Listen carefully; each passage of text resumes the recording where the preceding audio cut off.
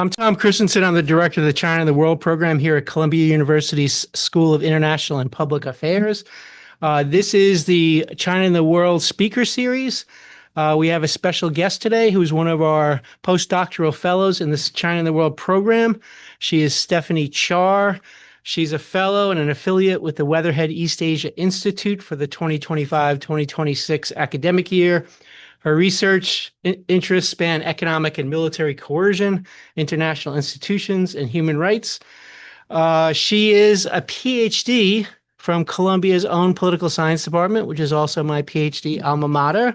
And she was previously a Hans J. Morgenthau Fellow at the Notre Dame International Security Center. And I have known Stephanie for a long time because Stephanie was a superstar undergraduate student at Princeton, summa cum laude at the School of Public and International Affairs when I taught there.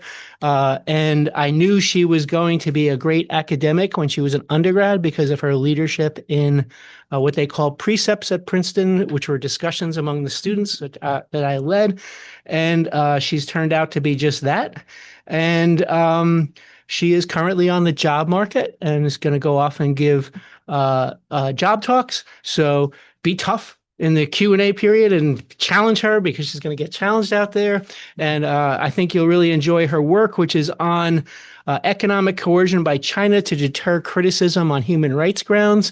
It's path-breaking research, and we're really proud to have her this year. So over to you, Stephanie. Great. Thanks so much for that very kind introduction, Tom. I've learned so much from this series over the years as a PhD candidate here, so I'm really looking forward to sharing my research with you today. So in August 2018, the Canadian Foreign Ministry tweeted out its concern about human rights activists in Saudi Arabia, including Samar Badawi. In response, Saudi Arabia expelled the Canadian diplomat. They restricted flights to and from Canada. They dumped Canadian financial assets and restricted imports of Canadian grain. Despite these sanctions, Canada remained defiant and failed to withdraw its criticism of Saudi Arabia, stating that Canada is always proud to stand up for human rights. Nevertheless, we see that shortly later that year, there were about 58 states that were willing to sponsor a resolution in support of the safety of journalists in September 2018. And of those states, 20 failed to join any joint statements that expressed concern about the killing of Washington Post reporter Jamal Khashoggi at the Saudi consulate in Turkey. So this episode exemplifies a phenomenon that I identify as counter-criticism coercion, namely coercion in response to criticism, defined as threats and diplomatic or economic sanctions in response to what are purely rhetorical expressions of disapproval from abroad. Counter-criticism coercion is a puzzling phenomenon for a number of reasons. First of all, it's inherently escalatory. For our students of Schelling, it crosses his threshold from rhetoric to coercion, perhaps unnecessarily so. It's quite costly. You end up foregoing your normal economic relations with the target. You may invite challenges at the World Trade Organization, and you may risk discouraging foreign investment and trade in your country. Counter-criticism coercion also draws more attention to the underlying human rights criticism and the violations that sparked it. This episode drew a lot more attention to the plight of activist Samar Badawi than simply ignoring the criticism would have, especially given states have the option to simply ignore or to verbally refute or deny these kinds of critiques. The puzzle deepens when you consider that counter-criticism coercion mostly fails to compel the direct targets into withdrawing or somehow canceling out their criticism. We saw that Canada remained quite defiant in its support of human rights abroad. And indeed, in an early chapter of my book manuscript, I find that the success rate of counter-criticism coercion on the targets is 5%, much lower than the typical sanction success rates found in other economic data sets, which hover between 30 to 40%. Oh, excuse me. Furthermore, what's interesting is that some users of counter-criticism coercion, notably China, do not advertise these instances of coercion to their domestic public. So they're not using it as a rallying cry or to appease nationalists over human rights critiques. Instead, I posit that counter-criticism coercion may instead be intended and may be effective at deterring a wider audience of third-party states or states that are not directly threatened or sanctioned. This leads me to my agenda for today's talk, which is to answer the question of how effective is counter-criticism coercion at deterring states from human rights criticism and why.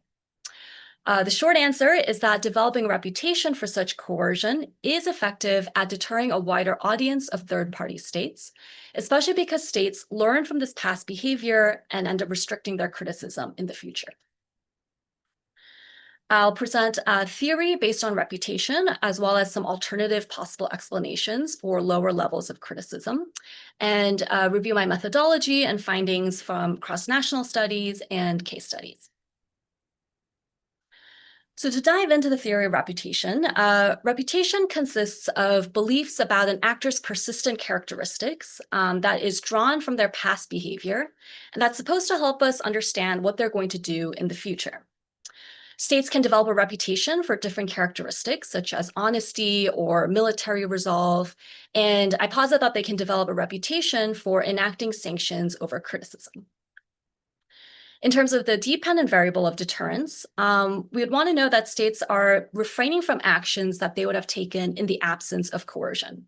That is, it's quite likely that in a counterfactual world where there was no counter-criticism coercion, these states have a high likelihood of issuing that criticism. My first and primary hypothesis for today is that governments are more likely to be deterred from criticizing the domestic human rights conditions in states that have developed a reputation for counter-criticism coercion compared to states that do not have such a reputation. There are some additional observable implications from this theory of reputation. First of all, states actually need to observe past behavior of counter-criticism coercion rather than simply not being aware of it. It's possible that states just aren't paying attention to every single, economic spat out there. And it's also possible that they're not aware of it, especially when counter-criticism coercion is conducted tacitly, as China does. Second of all, other states need to actually believe that the coercion is applicable to their own countries. It's possible that they're quite aware that it's happening, but for some reason, they don't think that it's actually going to be applied to themselves in the future. And finally, knowing all this, states actually have to reduce their criticism in order to be deterred from criticism. It's possible that states are aware of the stakes and yet they choose to maintain their criticism, or perhaps they even intensify their criticism because they see that there's actually behavior that is worth criticizing. Now, of course, there are other sort of confounding factors or possible explanations for lower levels of criticism, and I'll discuss a few alternatives here. First of all, states that enact counter-criticism coercion tend to have some degree of economic power, and skeptics of reputation will often point to power as the reason for some kind of deterrence.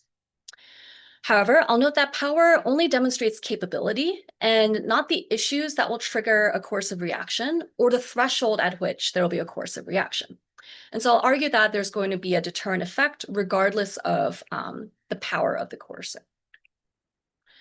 Similarly, it's possible that states might be deterred by a government's domestic policies of censorship, drawing on recent work that looks at the domestic sources of reputation and how domestic policies might actually inform international reputation for resolve. That being said, there's a couple interesting differences here. First of all, domestic censorship does not signal willingness to escalate to using economic sanctions on other countries. And second of all, states that actually practice higher censorship at home have greater recourse to actually censoring the foreign critiques rather than going ahead and sanctioning those foreign actors. So my third hypothesis is that, again, these effects should hold regardless of domestic censorship levels. Finally, to really split hairs here, it's possible that states might be deterred by a general reputation for engaging in economic sanctions. So it's possible that they're worried. They know that the state has used sanctions over other issues in the past, and so are just going to avoid criticizing this country. We know from other arenas that reputations can actually become quite issue-specific. And this is one area where I'll argue that human rights criticism is a very unique area, as well as a low threshold for actually enacting sanctions.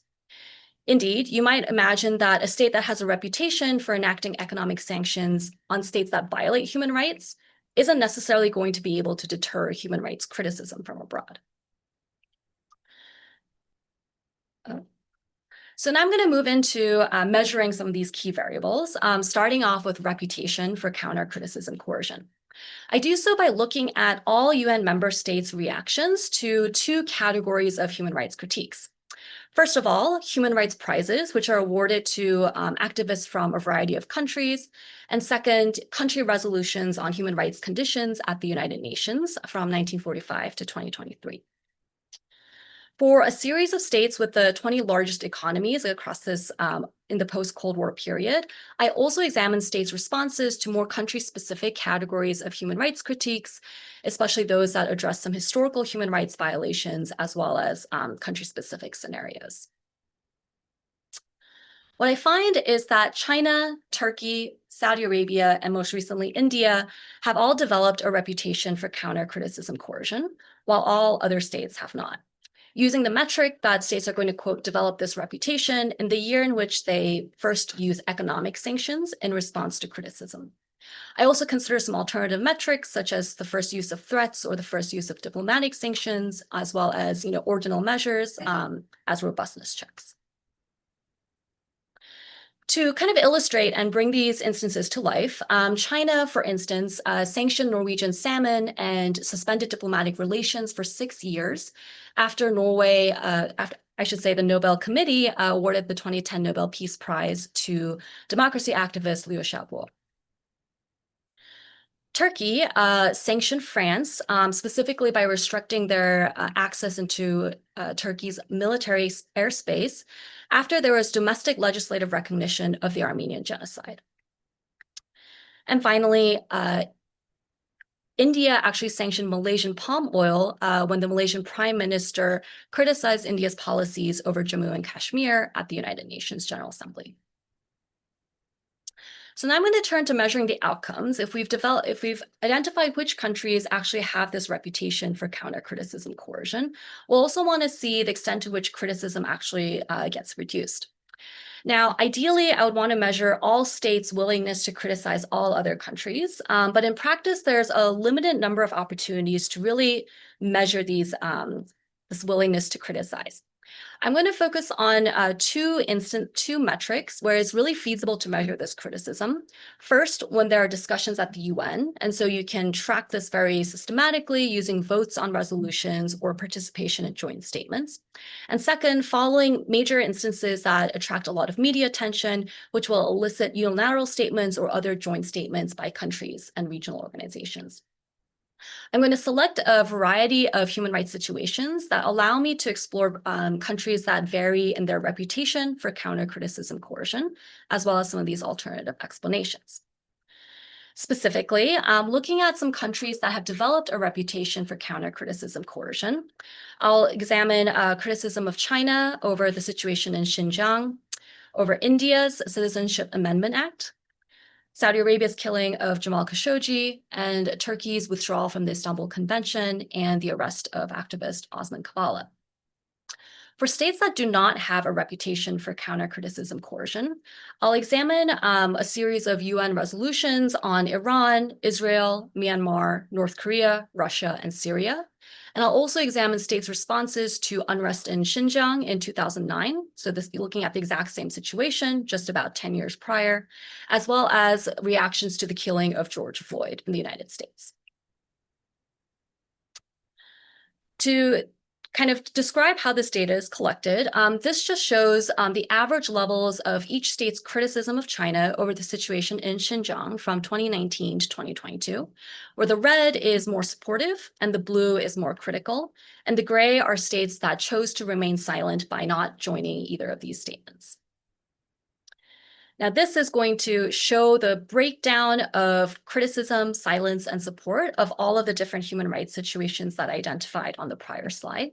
And just purely descriptively, we can see that sort of in the top half, the states that have a reputation for counter-criticism coercion tend to attract less criticism than the states in this bottom half of the graph.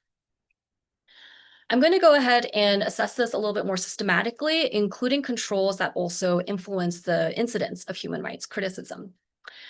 I'm going to look at the extent to which a counter-criticism coercion reputation is linked to criticism of that state in future years. And each unit of analysis is criticism of one of these human rights violators by another UN member state in a given calendar year.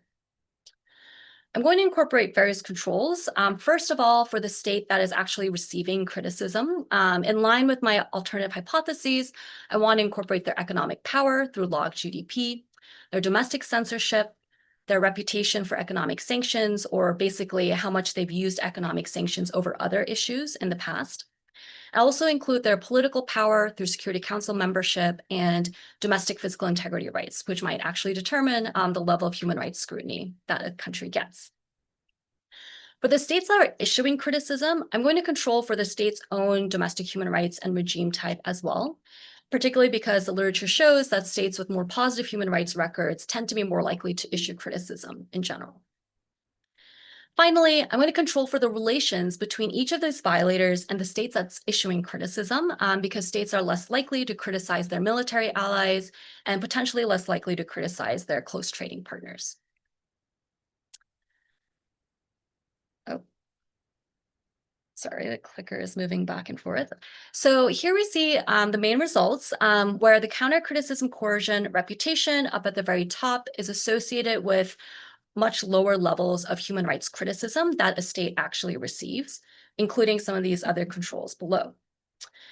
This second version of the findings incorporates the alternative explanations of power, censorship, and a sanctions reputation, which you can see kind of at the top right below.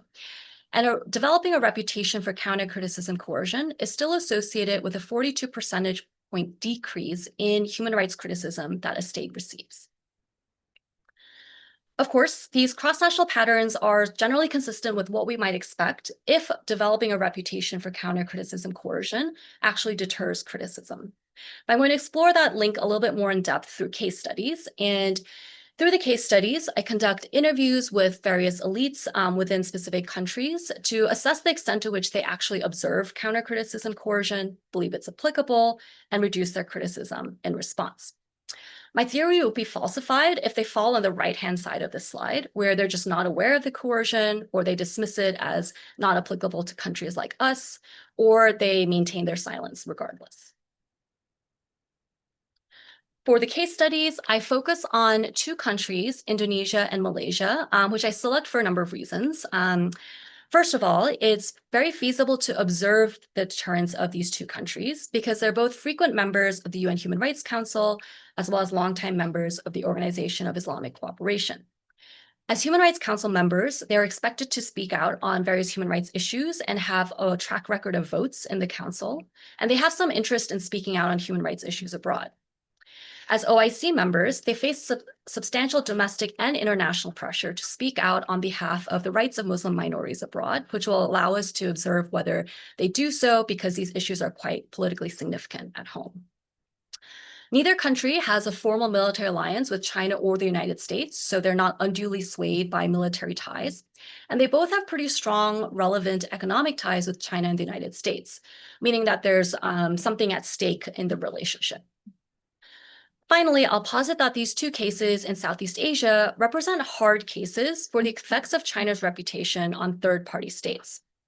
Countries in Southeast Asia have a longer history of ties and a greater quantity of direct experiences with China that they can rely on to make their predictions about how China is likely to react to human rights criticism.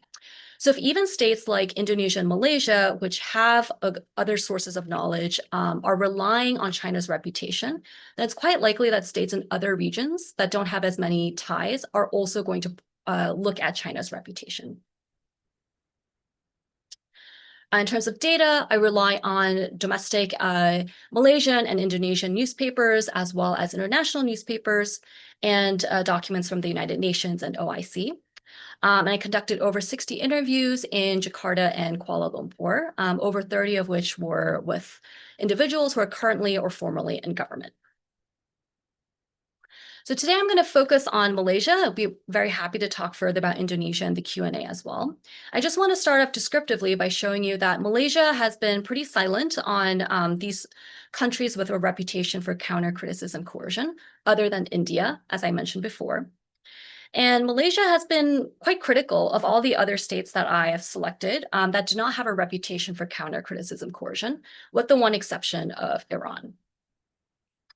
Indeed, what we see is that in the period of 2019 to 2022, Malaysian government officials consistently refrained from criticizing China's policies in Xinjiang, stating that when they were directly asked, at the moment, we just need to verify these, and we're very unwilling to actually take a stand one way or another.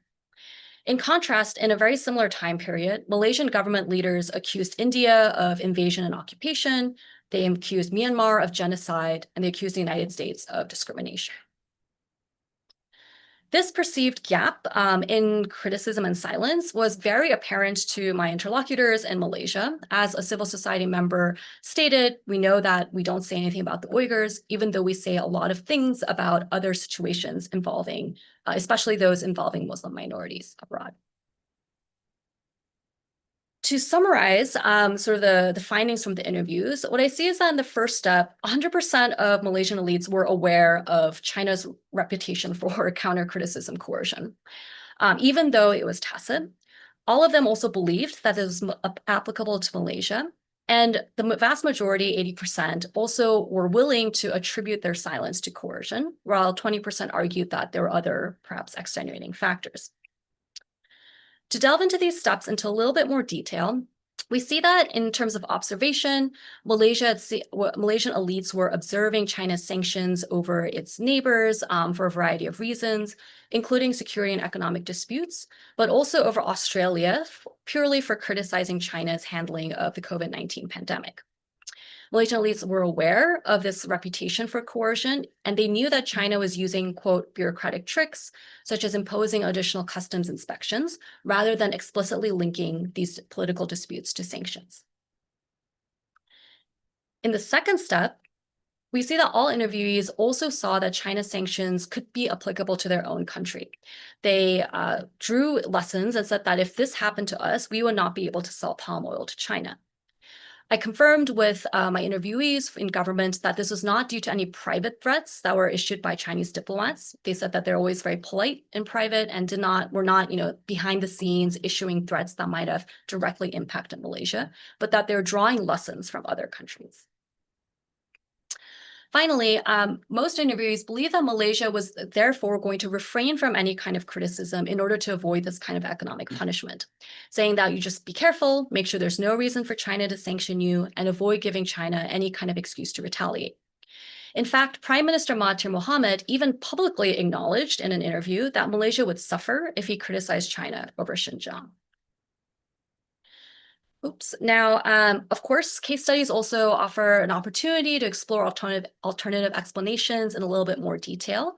In addition to the few that I set up front, it's also possible that Malaysian elites were maybe persuaded by China's rhetoric on human rights, or perhaps their domestic political incentives or individual leader characteristics that can explain some of these discrepancies. I'll focus just on a couple of these in the talk, and would be happy to delve into some of these others as well. So in terms of economic power and dependence, there we go. Of course, Malaysia has very high levels of trade and investment dependence on China in the time period in which Malaysia refrained from criticizing China. But what's interesting is that Malaysia had similar or actually even higher levels of trade and investment dependence on the United States in 2003 and 2020, when Malaysia was very willing to criticize the United States. So the reason that Malaysia felt fine criticizing the United States was because at the time, at least, they stated that we recognize that criticism doesn't trigger this kind of an over-the-top reaction at the level of sanctions, and that even though the United States uses sanctions for so many reasons, criticism is not the basis for US sanctions, again, at the time of. I also want to just briefly discuss the potential domestic explanations. First of all, Malaysia is an ethnically diverse country, and it's very possible that Malaysian elites were concerned that criticizing China could end up jeopardizing their Chinese ethnic minority, especially and to potentially to invoke, anger by the majority Malay and Muslim population. And indeed, you can see that in 2019 to 2022, ethnic Chinese made up over 20% of the population.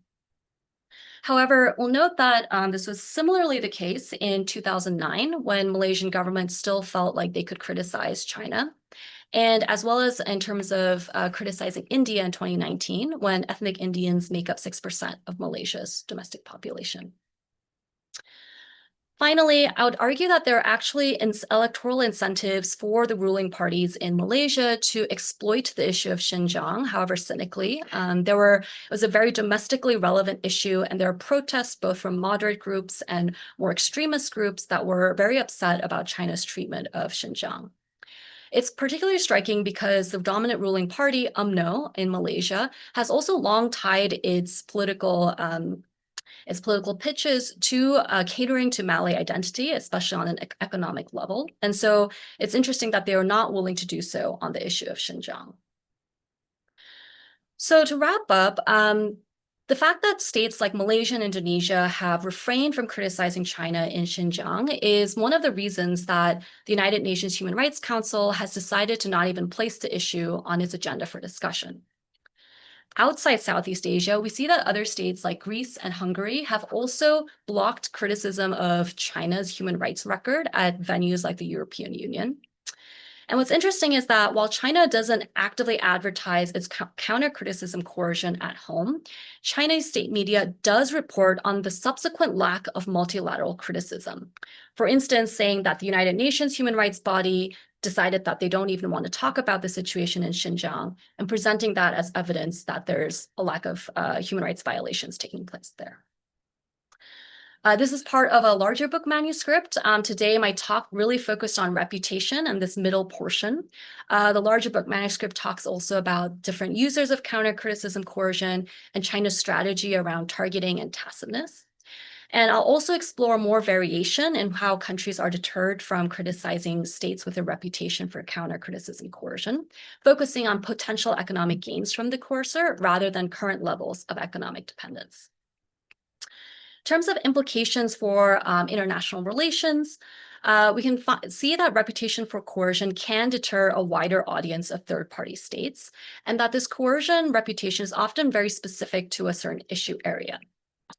Specifically, the use of economic sanctions can influence states, and this is a unique way to look at economic sanctions because most studies focus on situations in which states will simultaneously apply economic sanctions, normative pressure, and the threat of military force, as we can see in the use of sanctions to improve human rights or for nuclear nonproliferation.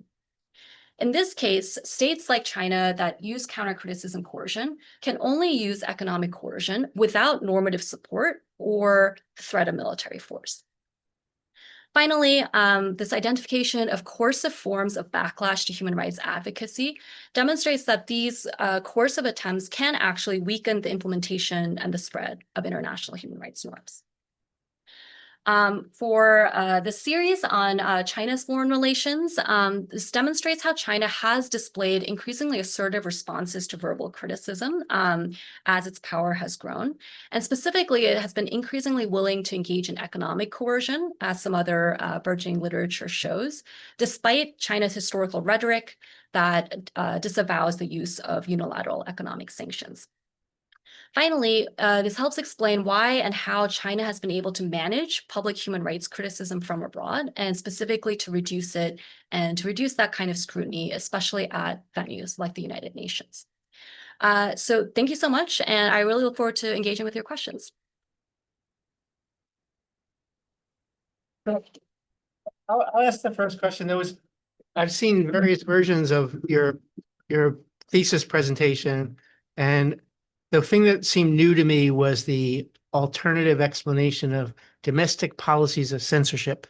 And I wasn't really clear what that was. Was that the domestic policies of censorship in the country that potentially could be sanctioned, and therefore they had other reasons not to be speaking out because speaking out in that way would be domestically frowned upon? I just wasn't clear on that, and everything else seemed quite clear. And then there was a bar graph with China on the list of countries that does not have a reputation for coercion, and I think that was time bound. But if you could go back to that graph, maybe we could find it. It's a bar graph, I think I know. and China's below the line, and that's kind of confusing when you present it, because the whole time you're saying China has developed this reputation, and then China's below the line.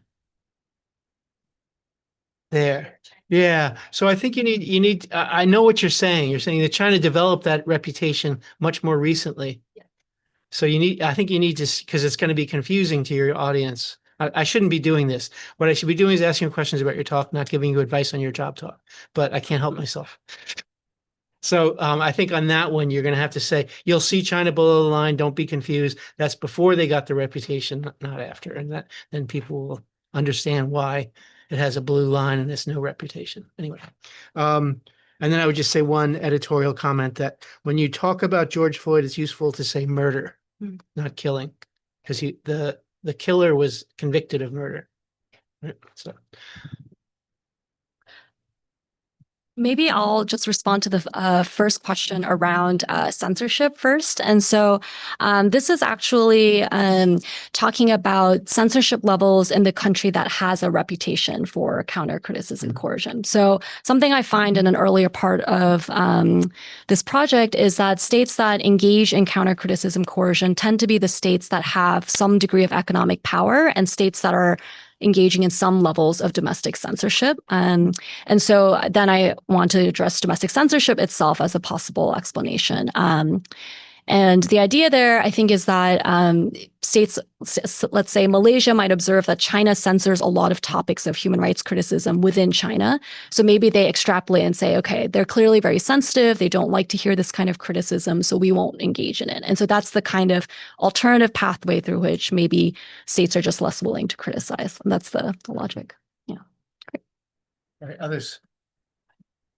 Wait, please speak into the mic. Yeah, just talking to the mic so that the people online can hear you. Thanks for having this fascinating project. I have a couple questions. I guess in order of how they appeared. What are the features that make you fall into a coercible third party? I would be curious to hear more about that, of like how countries self-identify as like, oh, this sort of action speaks to me. The second question is, could you talk a bit more about how does one get a reputation? This question was prompted by this graph of, like, clearly China got a reputation, so how did it get it? And also, can you lose a reputation? And does that sort of create incentives to kind of like, you're going to kind of paint yourself into a corner of like, you have to keep doing your coercion because you want to keep the reputation. And the final question is, when you hear more about sort of the effect of the normative context shifting, right, with human rights, especially the sort of broader landscape, because of a lot of the things that China is doing, you have this elevation of developmental rights over political and civil rights. And as that sort of becomes more prominent, what does your theory say about the future of like, maybe China doesn't have to do sort of this stuff as much because it has sort of legitimized its interpretation of human rights? Yeah, thanks so much for these questions. On the first question around how states might think that they're applicable targets, there's a couple ways you can think about it, but I think the first thing I'll say is that in that second step where, first of all, you observe counter-criticism coercion, the second one is where you believe it's applicable. I think there's less attrition at that second step than one might expect. In particular, the one example where I have the most data for this that I'll give is a discrepancy between Malaysia and Indonesia, where Malaysia basically every single interviewee said, yes, like that's going to happen. And they would proactively bring it up, I think, in over 80% of the interviews. And so that was a top of mind consideration. With Indonesia, which is much more powerful, it's a much larger country, more populous, the natural diplomatic leader of ASEAN, I think has a little bit more weight. The percentages there where they're proactively concerned are much lower. It's something like 30% of the elites think that this is something that will happen imminently. But I will say that all of the elites would say, yeah, we know that we could still be sanctioned if it came to it. So I think there's a degradation in terms of how imminent you think that sanctions could be. But I don't think that anybody thinks that they're immune completely, which is a little bit of a nuance there.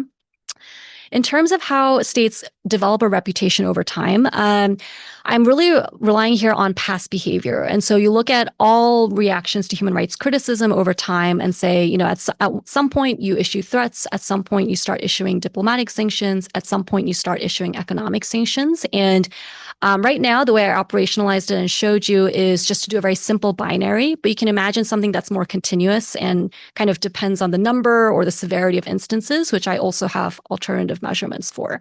So I definitely agree with you. I think in reality, it's probably not as simple as a 0 to 1 and that it kind of develops over time. But I used a sort of cleaner sort of binary measurement just for this analysis. Whether you can lose a reputation. So partly because this phenomenon is relatively recent, it's a little bit harder to say, but I will give one example where I think a country lost that reputation, which is Germany. Germany responded coercively to a Nobel Peace Prize in the late 1930s. And since then, I think, given massive changes in government, have lost that reputation, shed the reputation for countercriticism coercion.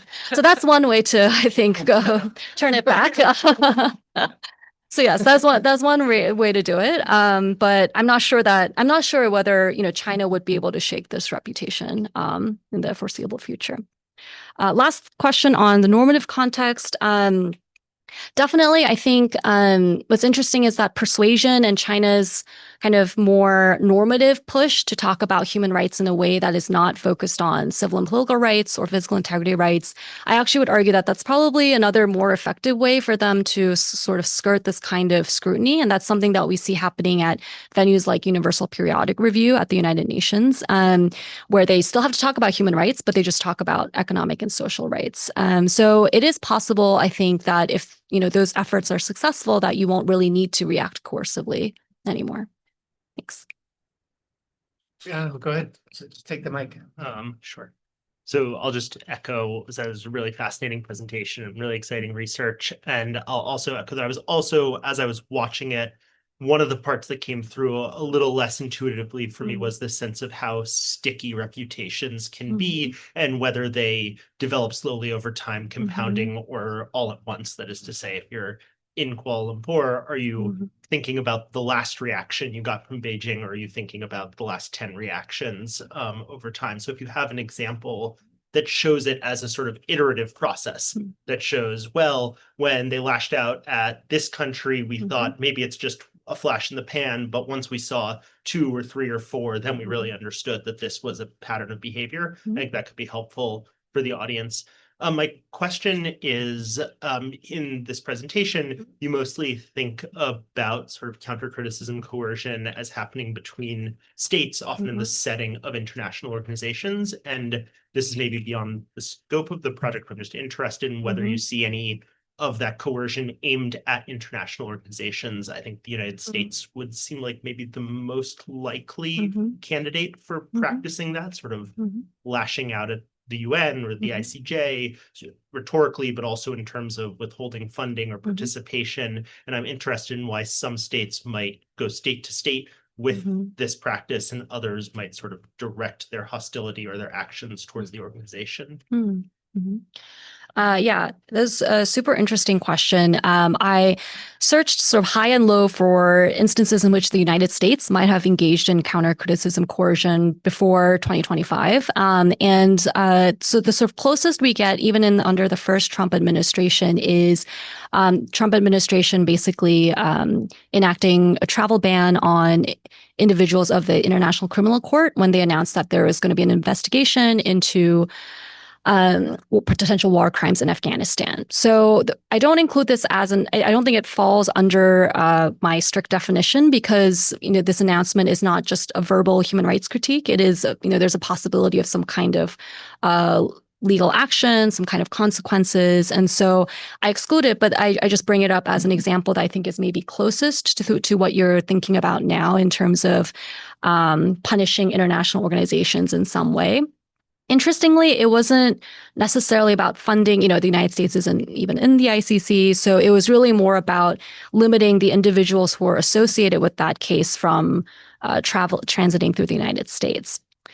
I think going forward, this could be a very interesting question, especially if we see that IOs are issuing purely verbal critiques and that countries then are punishing them in response to that. That's quite possible, but not something that I've explored too much in depth. It's usually the site of counter-criticism coercion rather than the target. When you first started asking your question, I thought you were actually going to ask about companies, which is another interesting arena where, there's sort of a blur between censorship and the traditional methods of censorship and counter-criticism coercion, but certainly China has targeted a lot of companies as well. Thanks. And maybe also like academics as well, right? There are some cases working their way through the UK, I want to say. Yes. Right here at Columbia University, my advisor, Andrew Nathan. Yeah. Great. Not allowed to go to China. Charles? Thank you again for the presentation, really amazing. But one of the alternative explanation you talked about is economic power and economic dependence. And you cite an example of Malaysia having economic relation with both United States, but also with China. But there is, and on this particular graph, the US has no reputation for counter-criticism coercion, so Malaysia has nothing to worry about really. So my question is, can we really consider that economic dependence as having a really strong position of how countries actually withhold themselves or being silent of not being critical of a particular country? Because if they've got nothing to lose, one would expect them to speak up. What if they got something to actually lose because of that economic dependence? Then they wouldn't say anything. Definitely. So I think one reason I focus so much on the discrepancy between Malaysia's silence on China and its willingness to criticize the United States is because that independent variable of power and dependence are present in both of them. I will say that, for example, when I was talking with Malaysian interviewees, they would say, well, we don't have diplomatic relations with Israel. We have no economic ties with Israel. There's nothing to lose by criticizing Israel. So in that case, that kind of lines up with your logic of the question of saying, if there's nothing at stake and you don't have anything that you're likely to lose, it is a lot easier to issue this kind of verbal criticism. That's something that we see. But I think that some of the other examples where Malaysia does have these ties shows that it's not just about the economic stakes. It's about the fact that those stakes could be politicized and weaponized through coercion. Thank you. So, grab the mic. Oh. In the Malaysia case, I think you showed that Malaysia criticized China in 2009. Did China, according to your coding, retaliate? This was before No. China This was had the before. reputation. Okay. That's why I call that that bar. Yeah, okay. Yeah. China did not retaliate, even though, and Because it wasn't retaliating at that time. did they learn? Did they take? They as in China? No. Did Oh. the Malaysians sort of learn anything from the lack of retaliation of we can criticize China? Yeah. Yeah. So the interesting thing about the 2009 case is that Malaysia was willing to criticize China in a joint statement with the OIC. And I think generally speaking, states are much more comfortable issuing critiques in sort of these larger groups and joint statements. The puzzle for me actually has been the lack of I guess, coordination and discussion at the OIC in 2019. It kind of just begs the question, well, if that was sort of the safe way to express concern in 2009, then why weren't they able to do so in 2019? There's obviously various reasons for that, including the fact that some OIC states are just less prone to issuing human rights criticism in general. But again, that kind of disappears when you consider that the OIC criticizes a lot of countries like Myanmar. They're very active on these issues. If you look at their agenda, they discuss even relatively like minor situations that don't have a ton of international attention going on. And so they're quite willing to discuss these situations, but haven't been on China. And the argument here is that countercriticism coercion is kind of reducing each state's ability to do so. And so the forum really falls apart. So I'll ask a question again.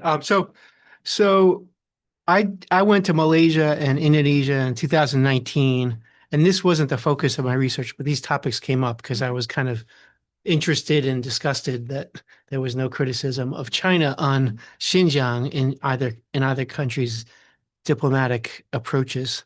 And in Malaysia in particular, I got this very strong sense of shame and embarrassment from my audience. It was a large audience of graduate and undergraduate students, many of them in hijab, and they just looked sad about it and ashamed that their government hadn't spoken up about Xinjiang. In Indonesia, a little bit less strong.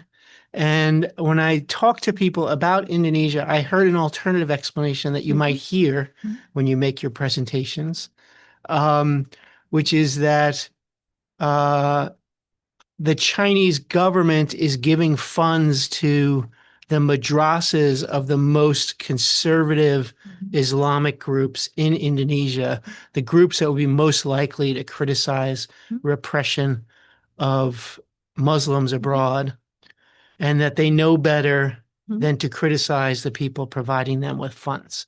Now, I don't know if that's true because I'm not an Indonesia expert and I haven't spent a lot of time studying China's policies towards Indonesia, but that's a potential alternative explanation for Indonesia, but not Malaysia. Yes. So I think this kind of falls under, I guess, I don't know, maybe it doesn't fall under totally just persuasive method, but in both Malaysia and Indonesia, and generally speaking, China has definitely gone on more of a charm offensive, both kind of funding Islamic activities and showing that they're not against, a particular religion. It's just that they have other concerns about terrorism, separatism, and extremism, and that's kind of the official explanation and persuasive backing around it. And there's been a lot of activities, including sending individuals from Xinjiang to civil society organizations in Indonesia, and inviting individuals from Malaysia and Indonesia to come visit Xinjiang. So there's been this sort of additional way in which they're trying to reduce the amount of criticism. I absolutely agree with you. I think in Malaysia, this isn't as much of a dominant dynamic, but in Indonesia, there are some very strong and politically relevant Muslim groups that, support candidates and are sort of a very active player in local elections. And I spoke to some of these during my field work there, and they would also say, I think they're essentially explaining like, yes, a lot of us have been to Xinjiang, or we've had visitors come, and that we think it's okay, or that we know that there's maybe some issues, but it's not helpful to be so publicly critical about it. And so I do agree that I think this is an alternative explanation specifically in Indonesia, not so much in Malaysia because there aren't sort of these relevant groups as much. In terms of the funds, I think that's something that some individuals in Indonesia have also pointed out. Obviously, my interviewees did not say that there was a quid pro quo of any kind, but I do think that whether you cynically think that they're sort of trading off funds for a lack of human rights critiques, or that they're just showing their support for mosques and schools and this kind, it has been somewhat effective as well.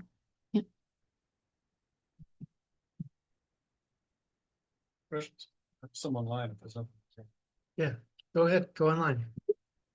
Come back to the room. Ian Johnson from Harvard University asks, why do the countries that engage in counter-criticism coercion care about criticism of their human rights performance at all? followed up by, do different reasons for caring about human rights criticism affect the type and degree of counter-coercion actions that they adopt? Could different reasons for caring in turn affect these countries' reputation for counter-coercion? Mhm.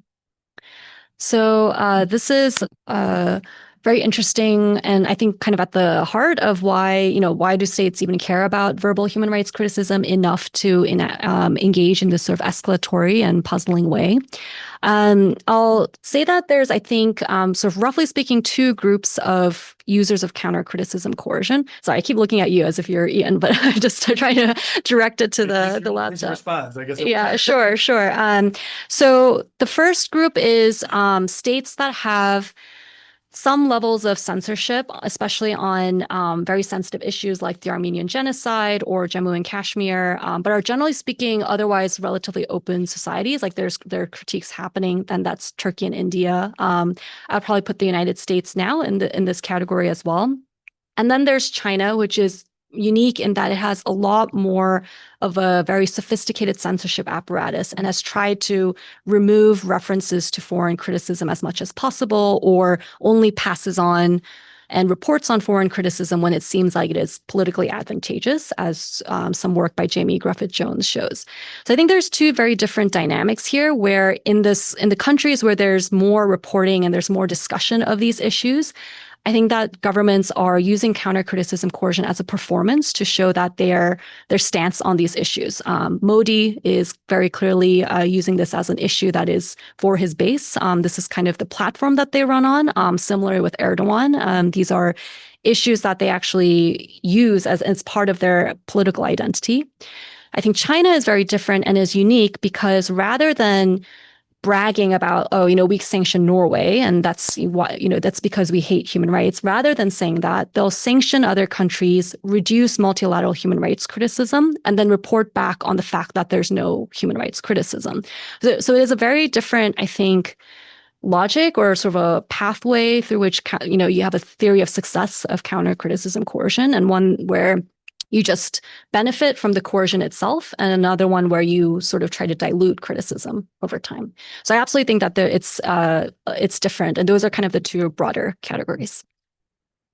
Would the overall goal be then to sort of increase general public perceptions, leading then towards, say, mutual additional business opportunities or something? Mm-hmm. Like, what if, other than the sort of the obvious sort of reputational aspects of it, like what would be the tangible aspect from the Chinese perspective? Oh, I see. The fact that there's no human rights criticism. Yeah. So human rights criticism, I think, especially for China, has often dogged some of their other goals that are linked to CCP survival and CCP core interests, is dog things like economic growth, joining the World Trade Organization, having most favored nation status. Human rights were consistently a tripping point. And not just for that, but for, I think, having normal economic relations with a larger part of the globe. Secondly, I think human rights criticism can trip up markers of status that the Chinese government has been very interested in, whether it's hosting the Olympics or being able to join other kinds of organizations where often it's contingent on sort of being known as not a major human rights violator. I think there are tangible like economic and status, benefits that countries can reap by avoiding being labeled as a human rights violator. And China specifically has encountered a lot of these challenges, and is probably why they're very focused on it. Because you can see the flip side. The United States gets criticized all the time. It seems to be fine, and just life goes on, and that's a very different approach to it.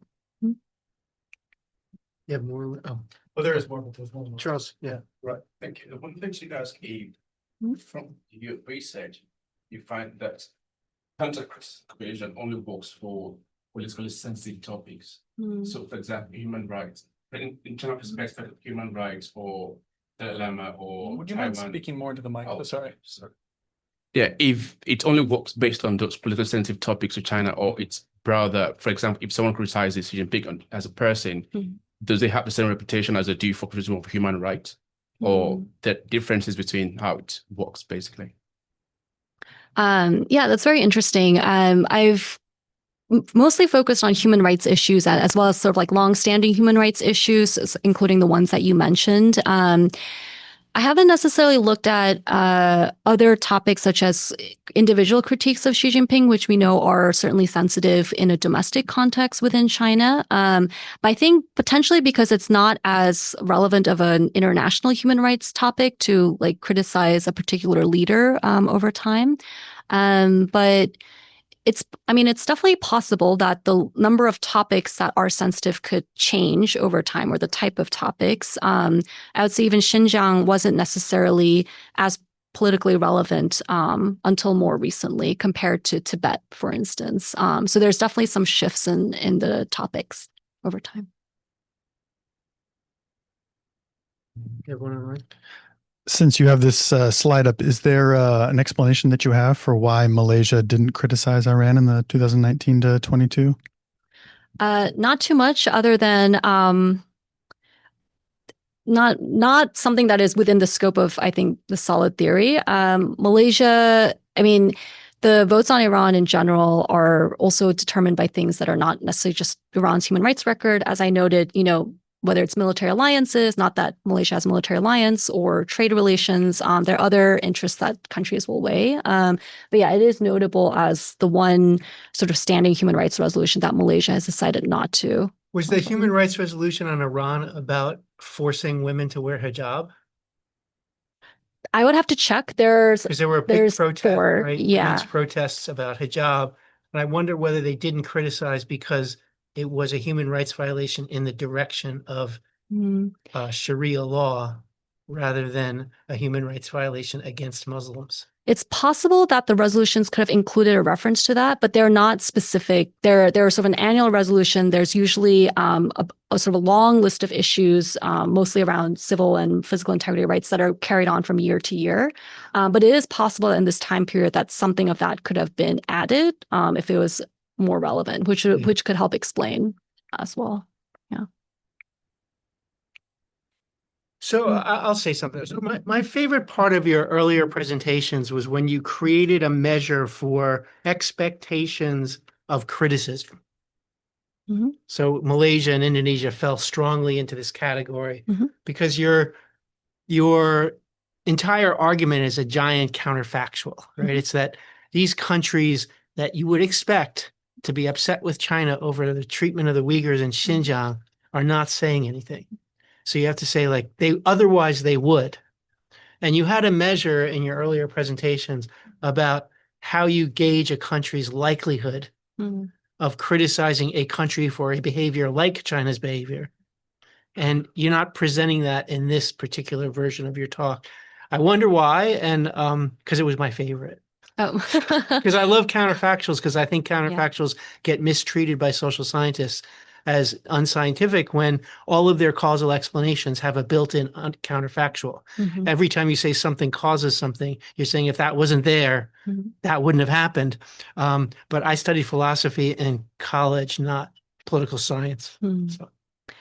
Yeah, definitely this sort of the whole argument here is relying on the fact that, there's dogs that bark all the time. They just don't bark sometimes. And, when are the situations in which they're not barking about human rights? Are you talking about the measure of like champion states, sweet states? Okay, let me just pull it up. I can actually talk. Yeah, but I just wonder, like, I love that. And I just wonder why it's not in the talk. But I think when you do your job talks, you might want to be ready to present this, because that's super cool.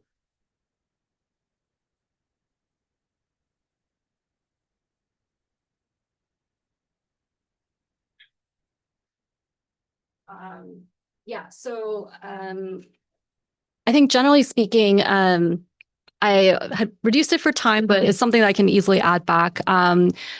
I just created a typology based on states' membership in international organizations, as well as their domestic human rights records, to say that there's some states that are like really explicitly champion states, like Canada, Sweden, Norway. They make human rights their explicit priority, and they're like in these voluntary human rights groups. So I use that membership to say that they're really interested in human rights. It's a big priority. Swing states are states that are in the Human Rights Council and ASEAN and the EU. They can actually influence the outcome of multilateral multilateral decisions on human rights. And then sideline states are only in the UN General Assembly. They can't really influence major human rights decisions, and they're clearly not as interested in it. So the idea is that, champion states, it's really hard to deter them because they've staked so much of their own foreign policy identity on this. Sideline states, you don't have to deter them because they're not criticizing anyone anyways. And swing states are in the middle where there's possibility to be deterred, and is where China is probably going to have the most success. And Malaysia and Indonesia are swing states. Yes, they're Yeah. both swing states. So you expect some criticism, but Yes. you're not getting it. That's right. Yeah. Okay. Go ahead. Yeah. Sorry. Maybe we should start over there then. So I guess two more questions. The first is this presentation mostly focuses on sort of changes in the behavior of the states being coerced. And I was wondering if in the broader project you see sort of the coercer either learning or changing its behavior. Are there tools of coercion that are developed in one context and then applied more broadly if they're more or less effective? And then the other is, I guess, a historical question, just to play the part of the historian. I was wondering, this focuses, because it's focused on China, on the period when China starts using coercive tactics. So it's pretty recent, but you said your data set goes from 1945 to 2023. Is this generally a phenomenon of the sort of post-Cold War world? There's this kind of popular thesis in history that the idea of human rights as a site of contestation in international politics is something that really starts in the 1970s and heats up in the 90s. And I wonder if that plays out in your research. Yeah, definitely. In terms of whether the coercers change their behavior over time, focusing on China, definitely its responses become stronger. And what's interesting is that something that is relatively consistent over time is that China tends to directly sanction the champion states. Obviously, there's a couple of things that go into that. First of all, the champion states are doing a lot of the critiques. But second of all, I think China is more willing to make an example of them rather than, and just has never sanctioned swing states, even when they're issuing similarly sensitive critiques. So there's some things I think are a little bit more consistent over time. And the main thing I would say that changes is the sort of intensity, as well as some of the issue areas that become more relevant. Historically, so I've looked quite a bit for whether there's anything even in the post-World War II, the pre-World War II period, because human rights discussions have certainly been around for long before even the Universal Declaration of Human Rights. And one nice way to look at that is the Nobel Peace Prizes, and that's how I have the example of Nazi Germany reacting coercively to the fact that a journalist was awarded the Nobel Peace Prize. But I think partially because there weren't as many shared norms of human rights and there weren't as many human rights critiques flying around, I don't see that many examples of counter-criticism coercion until we get into this post-World War II period. And even then, I would say that even as we get into the 70s and 80s, partially because, China is not getting criticized very much until 1989. China certainly doesn't have much to react to until that time point. Even for the UN resolutions on specific countries throughout the Cold War, I don't see coercive reactions at the level of economic sanctions. And I think part of that is also because of the Cold War dynamic. It's really, I think, in the post-Cold War period where most of these dynamics are the most relevant. Yeah. I think I find this particular logic quite interesting because it seems to me that reputation, it works both ways. China majorly sanctioned the champion states, and they've got a reputation for not actually conceding. And you've mentioned that this counter-criticism coercion works, it's effective towards the non-target states, and it's not effective towards target states. So that means reputation is, it's like a reversible thing. It matters for champion states, but also for China. So why do China continue to sanction the champion state if it's not going to actually make any effects? Or is it just for the sole purpose that it could deter the swings and the sideline state from not going to such reason anymore? So that's the causal chain. Yes. Right. Yes. So that's, so that's kind of, the example I brought up at the beginning with Saudi Arabia criticizing Canada, and then Canada obviously coming back and saying, well, we support human rights. And, in fact, I think they're very proud this is a great chance to showcase how much they love human rights because they're not going to back down even in the face of economic sanctions. So the champion states are certainly worried about their own reputation for supporting human rights and are like the least likely cases to back down in this case. So the argument absolutely is that China is making an example of select champion states, and there's a broader audience of states that are already maybe more on the fence about human rights criticism, but often do issue human rights criticism that are going to reduce their criticism over time. So I'm an old guy. So you're going to probably run into old guys in your job talks. But there's this whole debate between, and you cite them in your lists of relevant literature, the debate between David Baldwin and Robert Pape about whether sanctions work.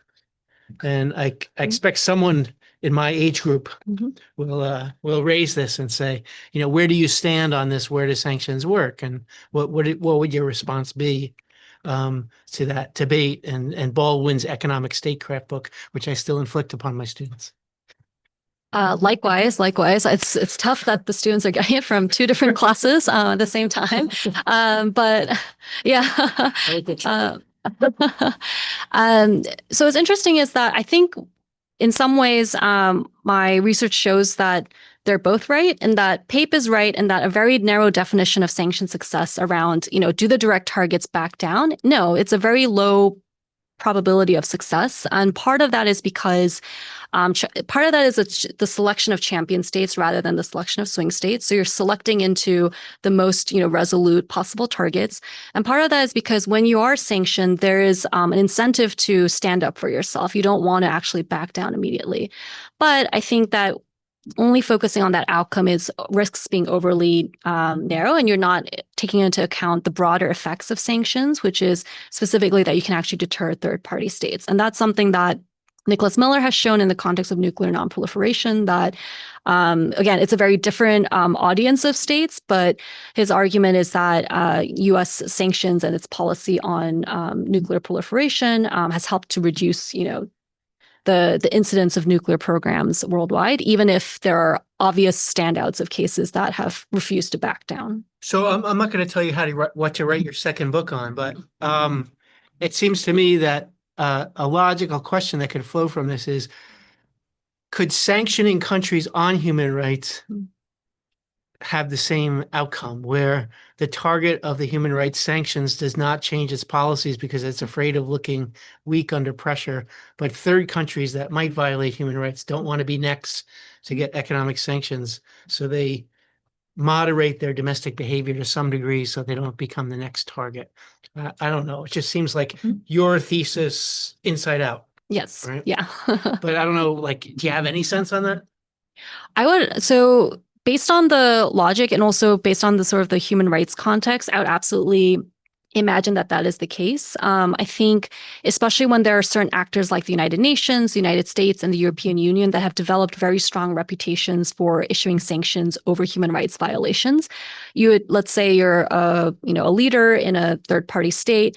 You've witnessed that there are sanctions taking place on, let's see, maybe not Iran, since there are other sort of issues there, but you see sanctions on Sudan over human rights violations, and you think, well, that's something that we can expect going forward if we engage in something that's that intense. That being said, I think the cynical part would say that they will find ways to, enact their domestic political goals that are just not as obviously human rights violations.